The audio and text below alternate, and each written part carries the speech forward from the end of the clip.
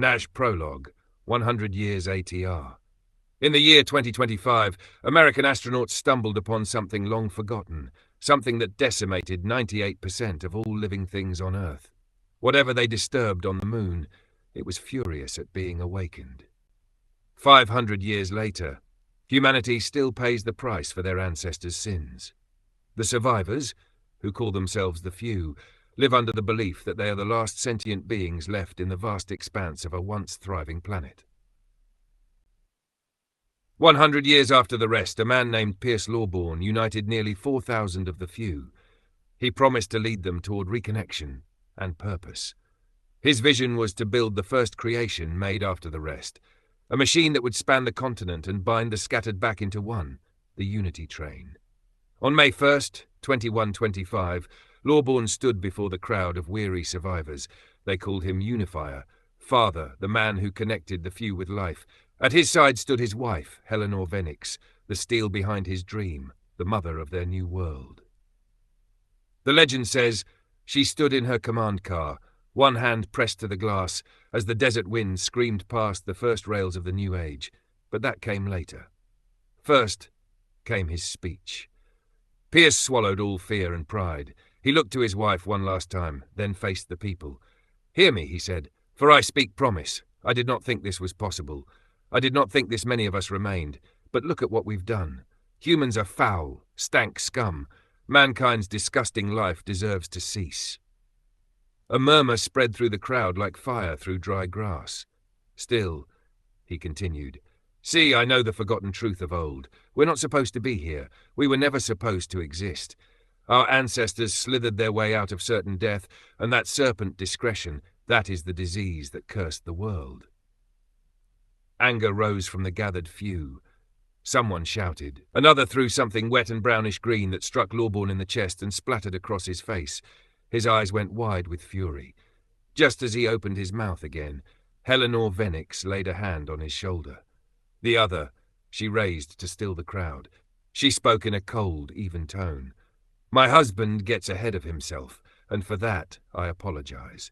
What he means, regardless of ideology or faith, is that we, as the surviving fraction of humankind, deserve unity. We deserve the embrace of one another. We deserve to rebuild the security that once wrapped the world in warmth." A crooked man in the crowd shouted, "If the next thing out your mouth ain't the point, lady, you and your love-boat hubby die where you stand." His gleaming six-shooter caught the dying light. Eleanor's voice did not waver. "What my husband and I propose is simple. We divide our resources evenly to identify 7 places the old world valued most. Across the new United States run ancient tracks, iron veins waiting to be filled again. If we link them, we will always be connected, always unified." The crowd quieted. Hope, fragile as glass, flickered through them. The crooked man lowered his weapon slightly. "Then why'd he preach damnation if you're selling salvation?" Eleanor looked down at him with patient eyes. "My husband and I dream of the same future. We just see different endings." He blinked, digesting the words. "Huh," he said, and squeezed the trigger. Gunshot. The Damascus bullet left the snake-wrapped barrel and entered Pierce Lawborn's right eye. Lawborn died with his dream unfinished. Eleanor did not flinch. She looked across the sea of stunned faces and saw not loss but opportunity. If her husband was the unifier, she would become something greater. The hand that shaped the new world. Her husband's madness had cracked the door. She would walk through it, engines rising. Behind her, the first engines roared to life, fueled by the god's still bleeding gift. And in that moment, as the wind tore the sand from the bones of the old world, Eleanor Venix smiled because she finally understood what she had always desired in the vast expanse of life. Power. Chapter 1. BIOB. The sun hangs low over a sky bruised red and purple, the kind of sickly color that makes you think the heavens are rotting from the inside. Heat presses down until the breath feels borrowed. Every swing of my Damascus splitting maul tastes like punishment. The log splits, and the thud rolls out over the dust like a drumbeat no one hears. "Beat, your body will give out if you keep going like that, boy," my father says from the porch. He rocks slow, chair creaking like a ship that never knew water. He's got his little kit open on one knee, paper, knife, plug of Tabeno. hands moving with a patience that only comes from a lifetime of needing patience to survive. "I'll stop when it stops hurting," I tell him. "That's not how hurt works." Dry. I split another log, then another. The blade sticks. I wrench it free. Shoulder pops, palm stings. Dust lifts in lazy ghosts and settles back onto everything we own, which is mostly splinters and stories. The house looks like we stole it from the ribs of a bigger dead thing and propped it up with stubbornness. Boards don't match. Nails are old world, hammered crooked.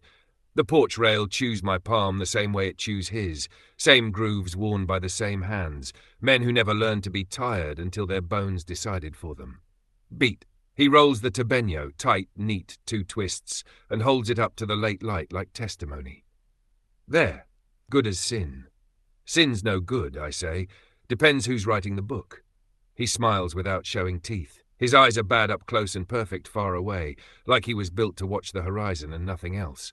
"Come on, Silas. Enough wood. Come sit." I set them all against the stump and climb the steps. My knees crack. My hands feel like borrowed meat, full of tiny hurts. He pats the seat beside him and I take it, because I always do, because, no matter how the world emptied itself out, the evening has rules. He reaches under his chair, pulls a cloth-wrapped shape, and hands me my revolver, silver and gold, Damascus barrel. The pattern ripples like something alive under the dying light. He closes my hand over it and says, "Locked and loaded?" Always. Off in the flats, the wind drags itself through thorn and bone. The fields we don't plant anymore lie there like something we refuse to admit we miss. There used to be tobacco down by the creek bed.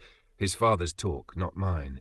He calls it tabenyo now, half on purpose, half because he hates to let the old words belong to the old world. He says language is a form of power hoarding, and we shouldn't give the dead another thing to keep. "They're coming," he says finally, as if he's tired of pretending he waited to say it. His eyes are pinned to the dark line where the scrub turns to the first rise of the ridge. Night's early again. "How many?" 9, maybe 11. If 2 ain't doubled," he adds, his way of saying the rest bend light in a way that make a sane man go back to church. "Why so deep?" I ask. "They don't usually walk this far from the ravine." "Maybe it's because Gren Buckman's still paying for what he can't undo," my father says. "Guilt's loud, calls things." The name snags me sideways. I don't look at him. Don't start. Ain't starting, just naming what's already happening. Then name it something else. He doesn't answer. He chews and watches. The chair creeps back and forth like stalling clouds. An hour spills out between us, and the heat dries up whatever passed for mercy in the light. Shadows lengthen. The boards creak in a rhythm I could die to if I had to. I think of Asa in the old creek gully, her hair tied with leather, eyes the same colour as the evening. She belongs to night, like it wrote her name down and keeps the paper. I don't ask where she is. We don't ask that anymore. We track her by what comes home dead and by what stays away once it's seen her move. "Boy," my father says, softer, "you put that look on your face and you'll owe the dark a debt you ain't got coins for. Can we not do lessons right now? Lessons ain't a choice, they're a tide." My hands have stopped shaking. That's either courage finding me or fear getting bored. We got enough rounds. We always got enough. "You used to say someday we won't." I lied. His grin widens, just enough to show a chip missing from his front tooth. Someday we'll be dead, and then enough won't matter. Comforting, ain't it? Comforting as a thorn pillow. Better than nothing. He stands slow, every joint counting its way into night. "Go check the east fence," he says. "Then sit yourself up in the cottonwood. We'll let them do the walking, and we'll do the welcoming." Steel. I step off the porch. The ground remembers footprints that aren't here anymore. The fence line leans toward the east like it wants to be elsewhere. The cottonwood is a dead thing with one arm and a crown of thorns. It still throws a shadow big enough to hide in. I climb and nestle in where the bark splits. The maul balanced across my knees, the revolver at my hip. The house looks smaller from up here. My father looks smaller too. He has the posture of a man forcing the world to stay in focus by tilt of head alone. The rest come in pieces at first, flickers where the light kinks, a ripple that isn't wind, the kind of silence that has weight. Then, eyes, yellow and mean, lamplight through old grease. Then the bodies under them, wrong in ways you only notice when you try to name them. A shoulder too high, a knee bending both directions, smiles stretched thin by someone else's fingers, clothes that look like they remember other owners and other weather. 9, 10, 11. Party, my father calls, raising his voice so I can hear over the wind. They're close, close enough to smell, but we yell anyway, because the rest don't speak our tongue. Or so we keep telling ourselves. Oh, we're about to have a fucking party is what it seems, boyo. I hope these bastards know it's BYOB. Beer went extinct before our time, father. B is for bullets, boyo. His laugh rides the heat like a prayer no god wants. They choose the porch. They always do. The porch is where we pretend to be civilized, where we sit our bones in chairs and call ourselves men, not animals. The rest love to put their feet on human things and wiggle their toes like they belong. Now, my father yells, close enough for me to hear the spit in the word. We shout freely. The rest don't understand a thing we say, or so we keep telling ourselves. I step off the last stair and plant my feet shoulder width on the hardpack. The Damascus splitting maul rides high in my hands, left near the knob, right hand choked halfway up the haft. First rule, own the distance. If they live inside your arms, you're meat. The nearest rest comes in loose and smiling like a drunk uncle. I half-step toward it, close the door, and drive the flat of the maul across its clavicle. Crack. Bone gives. Before it can reorient, I slide my right hand down, bring the head over, and drop it on the top of its spine. The body folds like a camp chair. I let the weight carry through, exhale, reset my stance. Left, my father barks. I pivot on my heel, haft up like a bar. A second rest lunges for my ribs. The haft meets its forearm with a hollow thunk. I shove, posting the handle against my hip to lever its weight off balance. It spills past me. I don't chase, never chase. I hook its ankle with the maul's cheek, yank and stamp the knee. The joint folds wrong. I draw the revolver with my offhand and put a short Damascus hush through its ear. Back to holster. Back to breath. Beat, preach with it, boyo. My father hollers, and his pistol answers twice, fast and mean, somewhere at my back. A body drops behind me with a throat full of gravel. Grit. 2 more close from my right, 1 low, 1 high. They don't coordinate, they collide. Low gets there first. I quarter step to line them up, bring the butt of the maul under its jaw like a rising door, feel teeth break against the hickory. Before high can correct, I cut the maul sideways across its ribs. The wedge head isn't for cutting, but mass breaks. Ribs go like a rotted picket fence. High staggers left, I pivot with it and drive the head through its temple against the post. The post shakes, the skull doesn't. Offhand, 1 more quick shot for low. Done. 2 hang back at the fence, jittering like dogs who don't understand leashes. 1 peels off toward the shed. Shed means tools. Tools mean problems later. Shed! I bark. I got him! My father's voice comes sharp from the porch corner, and the report answers. The shed runner pinwheels into the dust. 3 remain in the yard, testing. 1 feints left, draws me. Another comes straight up the middle for a clinch. No clinches. I drop the maul head, catch its shin with the flat, and hammer the tibia. The bone bows. It screams that wet train brake sound. The feinter commits too late. I backhand the haft across its mouth. Feel teeth pop. It recoils but doesn't fall. I don't bother knocking it down. I turn my shoulder, put my back between it and me, deny the angle, and stomp the wounded one's ankle to anchor it. Then I rack the maul up, short arc, and drive the crown of the wedge into its chest under the sternum. Something inside collapses. It exhales and won't inhale again. Right, my father calls, gun barking into the dark. Fence, I spin. 1 has cleared the posts, coming in on all 4s, elbows bowing backward like a spider that learned a man's trick. I meet it with a low, driving swing at the shoulder joint. The head punches through connective tissue. The arm hangs limp. It tries to climb me with the other. I clamp the haft to my chest, spike the heel of my hand into its cheek, create an inch of air, then stall it with a knee into the pelvis. It's enough space. I shove it down and post the maul over the collarbones like a barbel. It thrashes. I sink weight.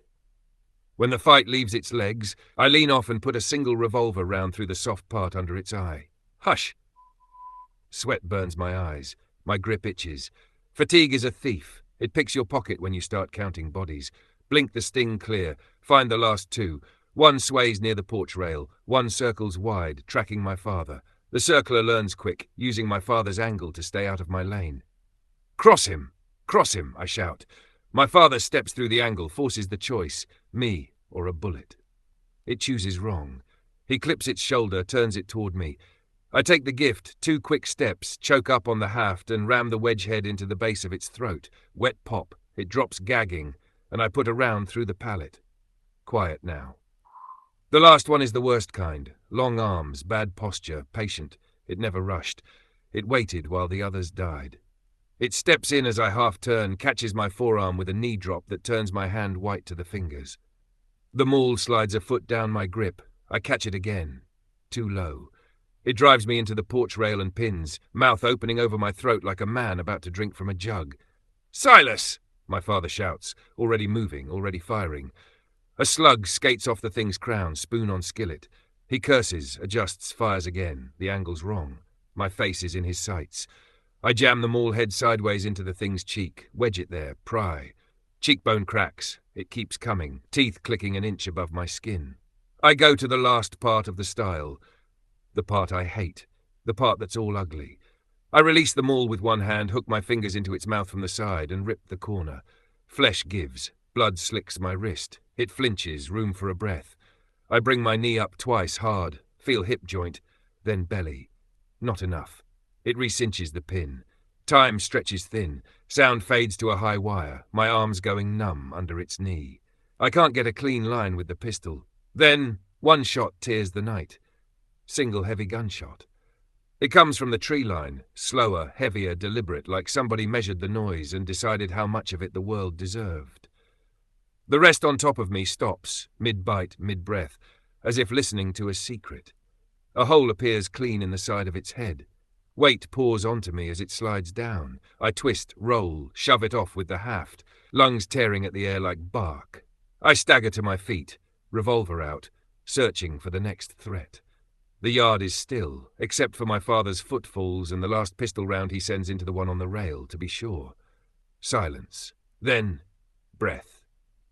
The echo of that single measured shot hangs under the branches as if the trees themselves are holding it between them, deciding whether to keep it. Later that night, after the bodies are dragged to the pit and the boards scrubbed clean of what the dark always brings, the house feels heavier, as if the world itself is leaning in to listen. My father says nothing. I say less. The maul leans against the wall like a sleeping hound, the revolver cool beside it. Outside, the cottonwood bends in the wind, and beyond it, the tree line waits. They said Gren Bachman watched the house at night. They said he never slept again. I close my eyes and pretend to believe them. Tomorrow, they'll draw names from the hat, and maybe one will be mine. Either way, the road to the train is already calling, and I can feel it, the world shifting beneath me, like something vast, turning in its grave.